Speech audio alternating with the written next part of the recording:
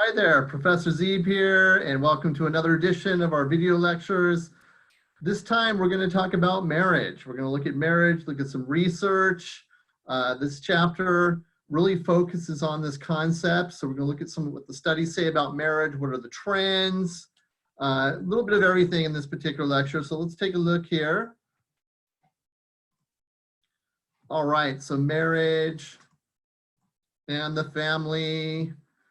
You have to keep in mind, guys, the United States has more marriages, remarriages, divorces, and short-term cohabitating relationships than most countries. So we are at the top in all of those categories. So certainly marriage is going to be one of those powerful influences on development. We know a lot of people get married. A significant amount of us will get married. And so it's, once again, worth the time to kind of go over it here. All right, let's look at our trends. Okay, so we go to changing American marriages and families, if you would. If we look at the data in terms of when people first get married, we're going to find that the average age of first marriage has been increasing. In other words, how old you were when you first officially tied the knot for the very first time. Remember, people can get married multiple times, of course, or never get married.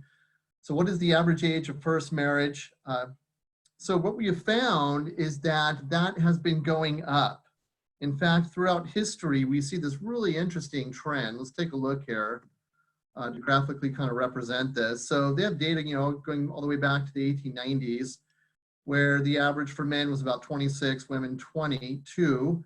And then it took this downward trend. So you can kind of see this U-shaped pattern where around the 60s or so is very trendy to get married young. In fact, my own parents come from this generation. I think they were like 19 or 20 when they got married, which to me is almost unfathomable, at least personally. That's my opinion. It's incredible. And then since then, it's been going up. So we're finding that that age has been going up. So this data here, going back to 2007, 27.5 for men, women about 25.6. So just to kind of give you an indication, in 1950, the average age of men at first marriage was 22.8, and women it was 20.3, so young. Then in 2016, just to kind of look at the drastic difference, men are 29.5, women 27.4. So wow, we're finding that a lot of people now are waiting to officially tie the knot, okay? A lot of different reasons for that. It could be that they're trying to establish their education and their career first to get financially stable, which to me is such a great idea before you have kids and things like that. You could also argue it may be fear of divorce. People are being a little bit more selective with who they meet before officially tying the knot, that kind of thing. So there's some factors that play into that, but certainly those numbers have been increasing, okay, in terms of when we first officially tie the knot. Now notice men are always higher in age than women. So you see this trend, it's been pretty consistent about 2 years or so, depending on what year it is, but women are typically younger than men when they first tie the knot. All right, let's look at some additional research here. So it turns out our marriage rates have been declining in the United States. So for example, in 1960, 72% of adults were married, where in 2016, it was about 50%. So we know that overall, the percentage of people getting married has been declining. And recently, if we look at even more current data, those rates are continuing to drop. So we're finding that the marriage rates have sort of been relaxing. We know that more adults are remaining single longer than ever before and in greater numbers, okay? So remember, the age of first marriage has been increasing, so that single life has been expanded. And we said there's probably several reasons for that. Maybe they're divorced and they do not want to marry again, so they're kind of playing the field a little bit longer. A lot of it, though, however, it has to do with cohabitation, which we're going to talk about a little bit later. A lot of people are living together and sharing those resources, but not actually officially tying the knot legally. So cohabitation is going to be a major factor in why these marriage rates have changed. We also know in our country that more children are grown up in homes outside of marriage. So more so than ever before, this seems to be a commonality in our country. This could be due to things like divorce, right? So you got divorced and now you're raising your kids as a single parent kind of thing. But also obviously sometimes people never marry. They have kids, they never marry. And so we kind of see that situation, which seems like it's very common. We know that this scenario is more likely to happen with uneducated women. So if there's sort of a population where we see the biggest numbers, it's uneducated women. For example, women with low levels of education were more likely to have a birth in a cohabitating relationship that was established before conception. So it seems that that population, being female and uneducated, kind of opens the door for those things to happen, or at least the research is kind of pointing in that direction. Obviously, there's several explanations for that as well. Education level and ethnicity seem to predict the success of marriage. So in terms of how long it actually lasts, does it go, 50 years, which to me seems almost like a rarity today. I'm one of those lucky people where my parents are actually still married and have been married over 50 years, but I feel like that's like this sort of uncommon event today where divorce seems like it's all around us. But anyway, studies have linked education level and ethnicity factors in terms of how long the marriage actually lasts. So let's take a look at this. Research is showing that those who have a bachelor's degree, at least a bachelor's degree, are more likely to delay marriage, which makes sense. They're getting their education set, their career, the foundation established first. So bachelor's degree, more likely to delay marriage, but also more likely to get married and stay married for more than 20 years. So when we compare those populations, people who are educated versus people who are not, the ones that are educated seem to be married longer on average, in this case, more than 20 years. They've also found some ethnicity factors that seem to matter in the research. So the category or the demographic that seems to have one of the most successful first marriage rates is Asian American women.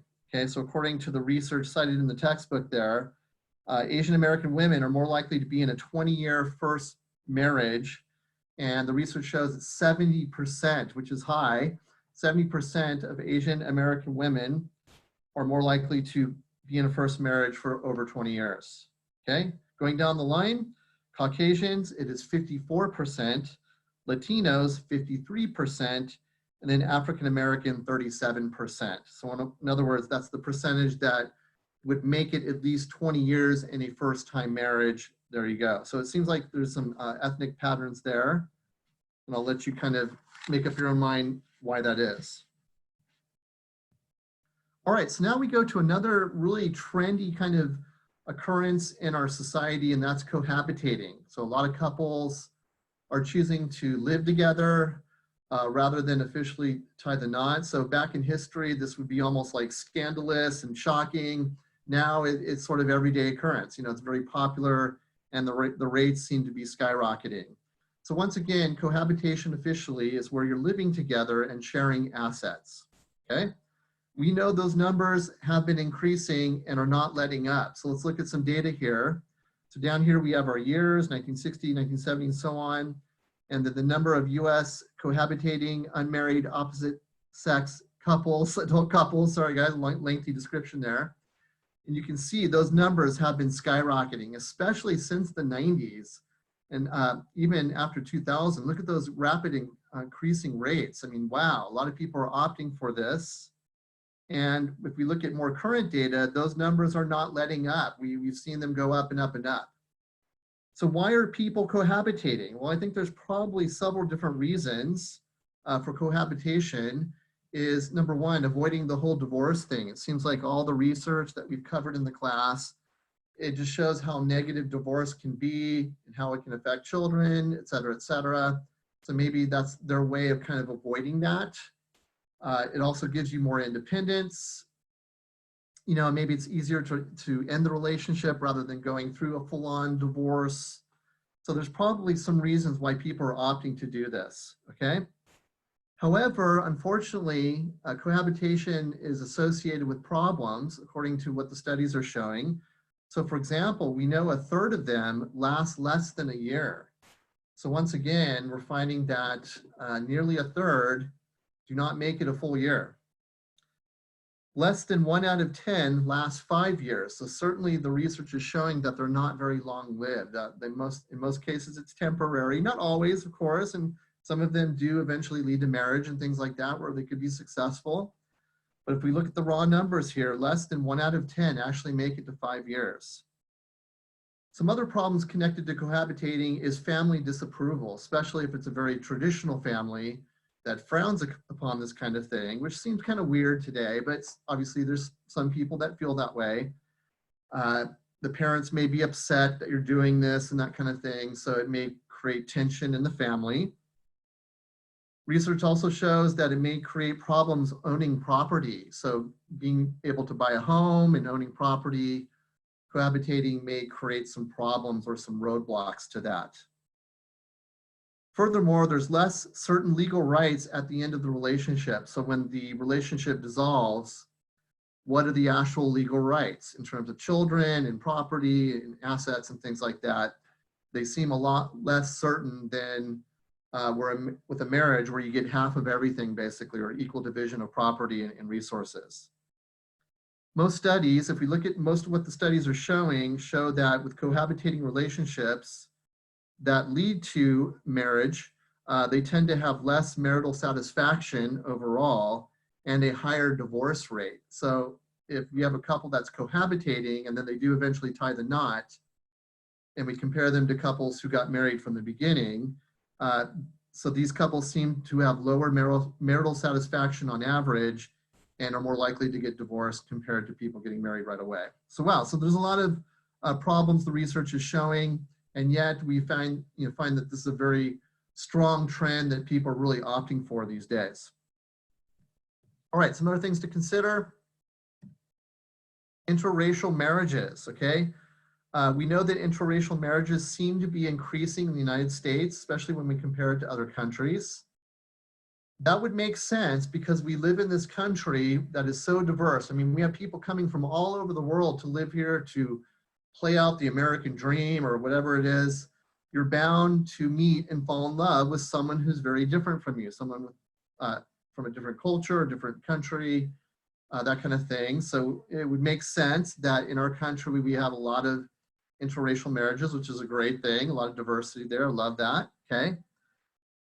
What do you think, which demographic would you say has the highest rate of marrying interracially? I want you to think about that for a second.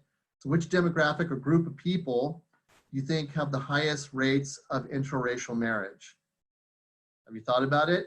So what we're finding, it's the military folks, which makes sense, right? Because a lot of times they're stationed in foreign ports where they're living there and they're meeting the local population, that kind of thing. In other words, if you have a job where you're traveling internationally, there's a high chance that you're going to meet some, you're single and you're going there, you have a high chance of meeting someone from that host country and then falling in love and that kind of thing. So we have found that the military population has one of the highest rates of this, especially military Caucasian women has one of our highest rates of that, by the way.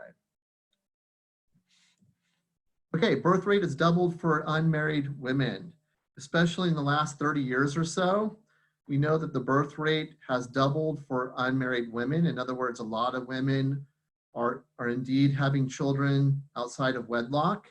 So another trend, probably because of cohabitation, the stuff that we've talked about before. And I just really think sometimes that our country doesn't value marriage as much, that you don't need that to have kids and that kind of thing. So that may kind of play into it where it's perfectly acceptable for this to happen. That's great. So we know the birth rate has doubled for unmarried women.